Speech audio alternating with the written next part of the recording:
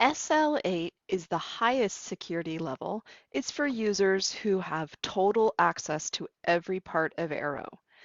They have full access to the Manage menu, templates, customers, contacts, emails, reports, Aero settings, including the ability to set up new team members, and account settings, including the ability to change the subscription and enter credit cards. In addition, an SL8 has access to all vault entries. An SL8 can create new arrows, create new recurring arrows, create new templates.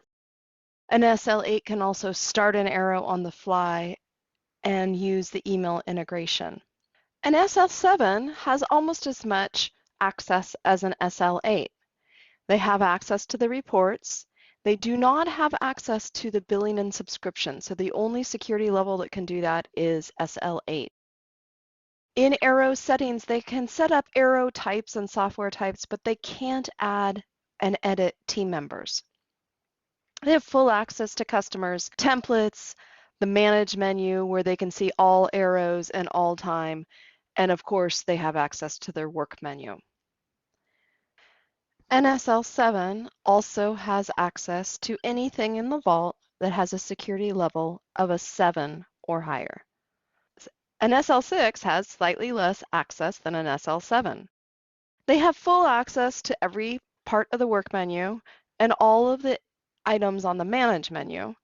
They can access templates, create templates and procedure guides. They can schedule new arrows and new recurring arrows. They have full access to the customer list and contacts and emails. They can set up and manage advisor accounts. They have the ability to create and manage arrow types and software types, but they cannot create new team members. They do not have access to the reports, and they have no access to the billing and account management part. An SL6 has access to everything in a client vault with a security level of SL6 or lower. They can create new arrows and start arrows on the fly as well. An SL4 has no access to anything on the Manage menu.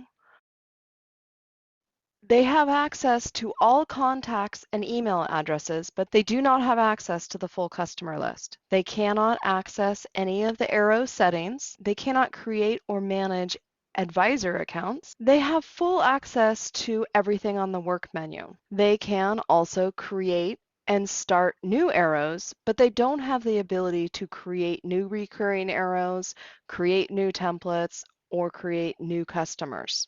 In a client vault, an SL4 has access to everything in the vault with an SL4 or lower.